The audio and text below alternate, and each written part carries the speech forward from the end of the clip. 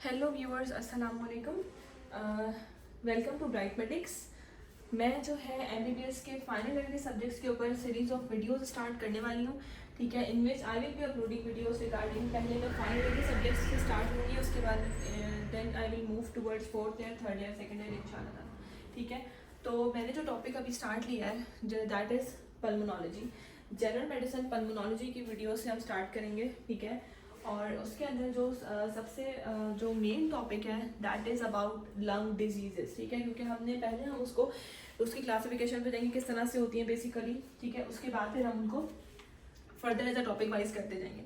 ठीक है, तो we will start with lung disorders. ठीक है, लंग डिसऑर्डर अगर हम बात करें वैसे तो क्लासीफाई अगर करें किसी भी ऑर्गन की पैथोलॉजी को, तो वो हम इस तरह से हम क्लासीफाई कर सकते हैं कि इन्फेक्टिव कॉजेज हो सकते हैं। ठीक है, उसके अलावा ट्यूमर्स हो सकते हैं, उसके अलावा और डिफरेंट पैथोलॉजीज हो सकती हैं। ठीक है, तो ये वाली चीज़ें हो सकती हैं, कंजेनाइटल मालफॉर्मेशन हो सकती हैं। ठीक है, और कोई ड्रग, कोई टॉक्सिन इस तरह का है जो इस डिसऑर्डर्स कॉज कर रहा है, ये इस बेसिस पे क्लासिफिकेशन हो सकती है।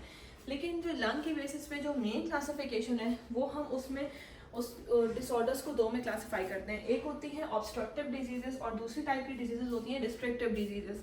ठीक है, दोनों में क्या डिफरेंस है बेसिकली। अब ऑब्स्ट्रक्टिव, जैसा कि नाम बता रहे हैं, ऑब्स्ट्रक्टिव डिजीजेस में है ऑब्स्ट्रक्शन कहीं ना कहीं पे। ठीक है, ऑब्स्ट्रक्शन कहाँ पर है, अब ये हमें पता है कि ये हमारे पास जो है नॉस्ट्रल है, नॉस्ट्रल से आपके पास आ रहा है नोज है, फिर नॉस्ट्रल है, उसके बाद आपके पास आता है नेजोफेरिंग्स, फिर ये बिहाइंड द माउथ आपके पास आता है ओरोफेरिंग्स, ओरोफेरिंग्स के बाद आपके पास पूरा लैरिंग्स और ट्रैकिया वाला पार्ट आता है। ट्रैकिया के बाद आपका आता है ब्रोंकाई स्टार्ट हो जाता है, ब्रोंकाई के बाद ब्रोंकियोल्स आता है, ब्रोंकियोल्स के बाद आपका आ जाता है ब्रोंकाई, ये ब्रोंकियोल्स है। ठीक है, राइट ब्रोंकस, मेन ब्रोंकस, उसके बाद ये ब्रोंकियोल्स आ जाते हैं जो कि लंग के अंदर जाके डिविजन होती हैं। ठीक है, उसके बाद हमारे पास आते हैं ये लंग्स हैं। ठीक है, उसके बाद इनके अंदर फर्दर जो आते हैं वो एल्वियोलाई, बलून शेप के एल्वियोलाई होते हैं। ठीक है, ये तो सबको पता ही है, ये हमारे पास पूरा रेस्पिरेटरी पैसेज है।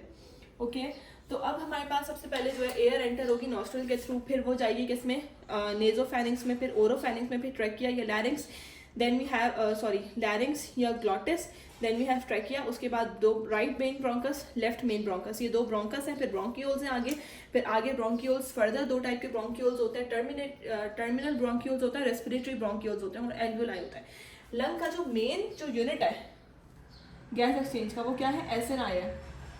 अगर आपको सेकेंड ईयर थर्ड ईयर से ये पुरानी बातें याद हो तो SNI में दो चीज़ें होती हैं, एक आपके पास होता है रेस्पिरेटरी ब्रोंकियोल और एक आपके पास होता है एल्वियोलाई, ये दोनों मिलकर गैस एक्सचेंज कराते हैं ना। ठीक है, तो ये हमारे पास जो है वो पूरा रेस्पिरेटरी पैसेज है। इसके अंदर हमारे पास अपर रेस्पिरेटरी ट्रैक्ट होता है, लोअर होता है। From the nose to the larynx और ट्रैकिया, ये हमारे पास होता है अपर रेस्पिरेटरी ट्रैक्ट, और फिर ट्रैकिया से नीचे आ जाए तो हमारे पास होता है बाकी सारा पार्ट होता है लोअर रेस्पिरेटरी ट्रैक्ट। ठीक है, सारी पुरानी चीज़ें हैं। ठीक है, ओके, उसके बाद हम आते हैं कि हमारे पास जो है बेसिकली ऑब्स्ट्रक्शन होती कहाँ पर है, कि जो ऑब्स्ट्रक्टिव डिसऑर्डर्स होते हैं उनके अंदर एयरवेज में कहीं पे भी ऑब्स्ट्रक्शन हो जाती है। ठीक है, ऑब्स्ट्रक्शन हो जाती है, फॉर एग्जांपल अब डिफरेंट टाइप की ऑब्स्ट्रक्शन हो सकती है। फॉर एग्जांपल एक एजमा का पेशेंट है। ठीक है, अब एजमा के पेशेंट के अंदर बेसिकली होगा क्या कि जो एयरवेज है, इन एयरवेज में कहीं पे भी अगर ऑब्स्ट्रक्शन हो रही है, ब्रोंकोस्पैज्म आ रहा है, एयर अगर एंटर नहीं हो पा रही ठीक से, ठीक है, या फिर एयर यहाँ से स्केप नहीं कर पा रही ठीक से, ठीक है, तो दैट इज कॉल्ड, तो ये हमारे पास ऑब्स्ट्रक्टिव डिसऑर्डर्स होते हैं। ठीक है, इनमें बेसिकली एक्सपिरेशन डिफिकल्टी होती है। क्यों? क्योंकि एयर जो है, एयर के पास यहाँ से बाहर जाने का रास्ता नहीं मिल रहा ना। अब एक अगर ब्रोंकस इतना उसका डायमीटर होना चाहिए, अगर वो कॉन्स्ट्रिक्ट होकर इतना हो गया तो एयर को पास आउट होने में मसला होगा, एक्सपायरेशन डिफिकल्टी होगी। ठीक है, in contrast to restrictive disorders में क्या होता है कि ये एयरवेज सारे ठीक हैं, ये जो कंडक्टिंग पाथवेज हैं यहाँ तक सारे ठीक है ब्रोंकियोल्स तक, लेकिन मसला में इनका क्या है, लंग की पैरेन्काइमा में मसला है। लंग का जो अपना टिश्यू है, अपना पैरेन्काइमा है, एल्वियोलाई हो सकते हैं ये, ठीक है, लंग की वॉल्स हो सकती हैं, ब्लड वेसल्स हो सकती हैं, इस तरह का कोई मसला है जो कि लंग के पैरेन्काइमा को इन्वॉल्व कर रहा है। उसकी वजह से क्या होगा कि बेसिकली जो लंग का फाइबर एक्सपैंड करता है ना, वो किस एयर की एंट्री के ऊपर लंग एक्सपैंड करता है, वो किस वजह से एक्सपैंड करता है, because of elastin and collagen fibres. Elastic और कोलेजन फाइबर्स होते हैं लंग की पैरेन्काइमा के अंदर, नेचुरली तौर पे जो कि उसको एयर की एंट्री के ऊपर उसको एक्सपैंड करने में हेल्प करते हैं। लेकिन जब क्या होगा, जब कोई पैरेन्काइमल डिजीज होगी, ये इलास्टिक और कोलेजन फाइबर्स डैमेज होंगे। जब ये इलास्टिक और कोलेजन फाइबर्स डैमेज होंगे, लंग एक्सपैंड नहीं कर पाएगा। लंग एक्सपैंड नहीं कर पाएगा तो क्या होगा, एयर की जो एंट्री है उसमें डिफिकल्टी होगी ना पेशेंट को।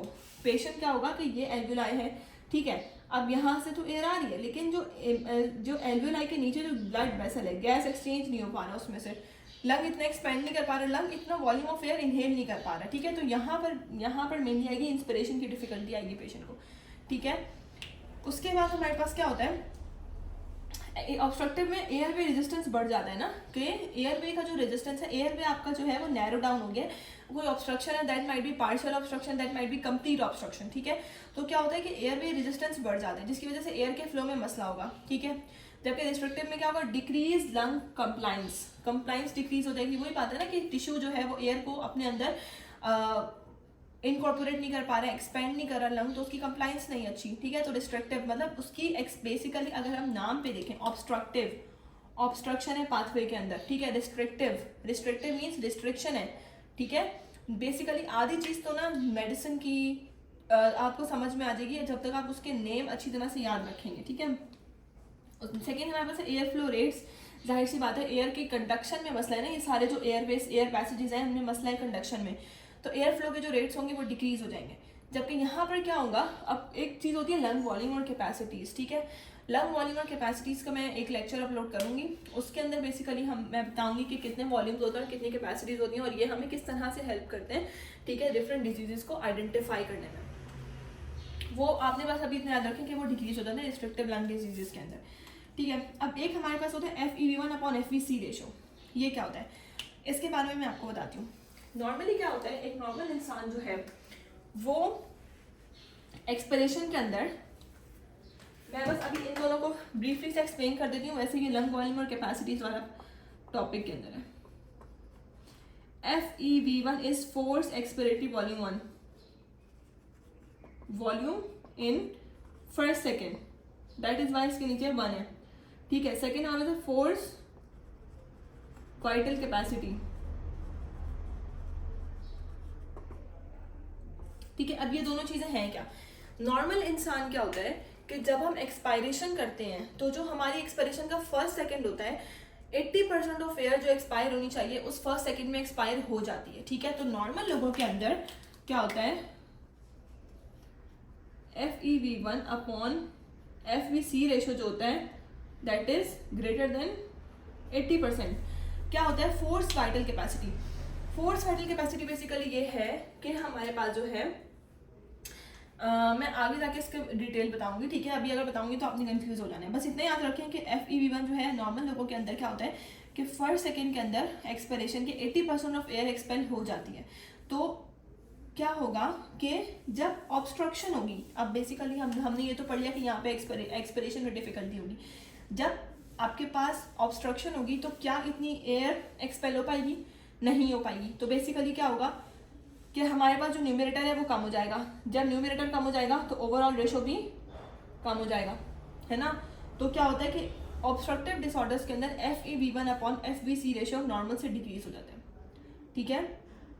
इन कंट्रास्ट टू रिस्ट्रिक्टिव में क्या हो रहा है बेसिकली कि अभी हमारे पास जो है एक्सपिरेशन का इतना कोई मसला नहीं आ रहा ना रिस्ट्रिक्टिव में क्या हो रहा है, सिर्फ इंस्पिरेशन का मसला है कि लंग का जो पैरेन्काइमा है वो एक्सपैंड नहीं कर रहा, ठीक है। तो FEV1 जो है क्योंकि वो एक्सपिरेशन से रिलेटेड है बेसिकली, और वो हमारे पास या तो नॉर्मल रहेगा या फिर आपके पास वो इंक्रीज भी हो सकता है। ये मेजर डिफरेंस है दोनों का, जो कि हम इन दोनों को डिफ्रेंशिएट करते हैं इस बेसिस के ऊपर, जो स्पायरोमेट्री पे हमें मिलता है। This is the major difference, ठीक है। अच्छा, उसके बाद है this is total lung capacity, ये भी एक कैपेसिटी है। Total lung capacity basically lung के सारे पॉलिमर कैपेसिटीज को मिला के एक टोटल लंग कैपेसिटी बनाते हैं हम लोग, ठीक है, दैट इज।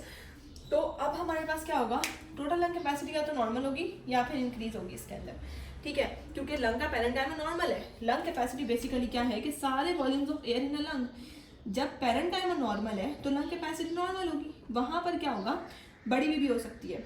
बड़ी भी क्यों हो सकती है, क्योंकि एयर को यहाँ से बाहर जाने में मसला हो रहा है ना, तो या तो ये नॉर्मल होगी या फिर ये बड़ी भी होगी। लेकिन रिस्ट्रिक्टिव में क्या होगा, टोटल लंग कैपेसिटी डिक्रीज होगी। क्यों? क्योंकि पैरेन्काइमा एक्सपैंड नहीं कर रहा। वही बात है, अब पैरेन्काइमा एक्सपैंड नहीं कर रहा तो लंग कैपेसिटी जो है वो उतनी ज़्यादा नहीं होगी जितनी होनी चाहिए, that will be decreased.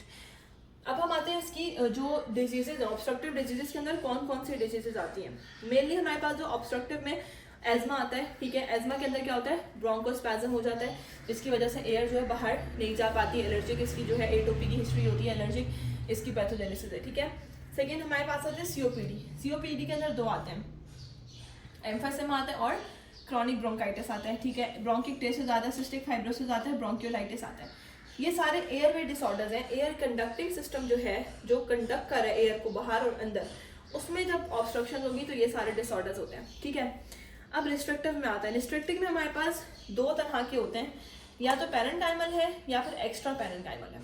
Parenchymal means वो कि जो ऊपर से सारा, देखो जब लंग एक्सपैंड कर रहे हैं ना तो डिफरेंट चीज़ें उसमें लंग के साथ जो है वो इन्वॉल्व है, ठीक है। That is your respiratory signals, ठीक है, जो कि फ्रेनिक नर्व के थ्रू जो रेस्पिरेटरी सिग्नल्स आ रहे हैं सर्वाइकल या थोरेसिक स्पाइन से, ठीक है, वो है। नर्व आके स्टिमुलेट कर रही है, ठीक है। सबसे पहले नर्व आ रही है, वो स्टिमुलेट कर रही है, उसके बाद आपका मसल स्टिमुलेट हो रहा है, ठीक है।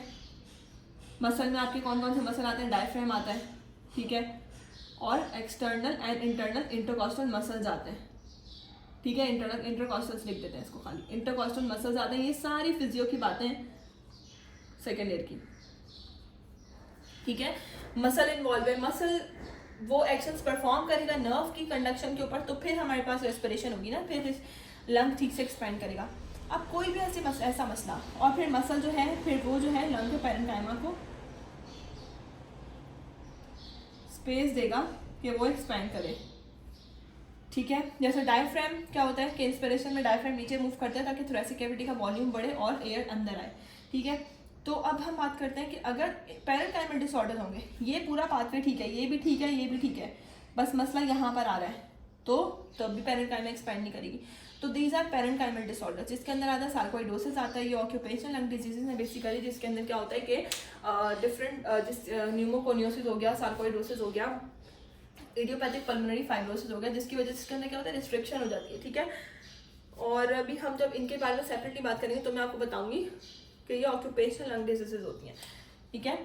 उसके बाद हम आते हैं एक्स्ट्रा पैरेन्काइमल। अब एक्स्ट्रा पैरेन्काइमल में कोई भी ऐसी चीज़ है जो कि लंग पैरेन्काइमल बिल्कुल नॉर्मल है, ठीक है, ये ऊपर के पाथवे में कहीं पे मसला है। फॉर एग्जांपल कोई न्यूरोमस्कुलर इंजरी है, कोई एक्सीडेंट हुआ है जिसने फ्रेनिक नर्व का ये वाला पाथवे कहीं से डैमेज किया है, ठीक है। डायफ्राम डैमेज हुआ है, यहाँ पे मसला आ रहा है, ठीक है। मस्कुलर डिस्ट्रोफी है, मस्कुलर डिस्ट्रोफी का कोई पेशेंट है, GBS का कोई पेशेंट है, दैट इज गुइलेन-बारे सिंड्रोम, ठीक है, उसका कोई पेशेंट है, नर्व का डिसऑर्डर है वो, ठीक है। किफोस्कोलियोसिस है, स्पाइनल इंजरी है, या फिर एंकिलोजिंग स्पॉन्डिलाइटिस। एंकिलोजिंग स्पॉन्डिलाइटिस जो है स्पाइनल कॉर्ड का प्रॉब्लम होता है, इसके अंदर सारी वर्टिब्रेज जो होती हैं वो उनका प्रॉब्लम होता है, जाहिर सी बात है। तो जो यहाँ से वर्टिब्रेज के बीच में से जो नर्व निकल रही है वो भी इन्वॉल्व होगी, ठीक है। तो ये सारे जो कॉजेज हैं वो एक्स्ट्रा पैरेन्काइमल कॉजेज हैं। These all may cause restrictive lung diseases, ठीक है। ओके, तो थैंक यू।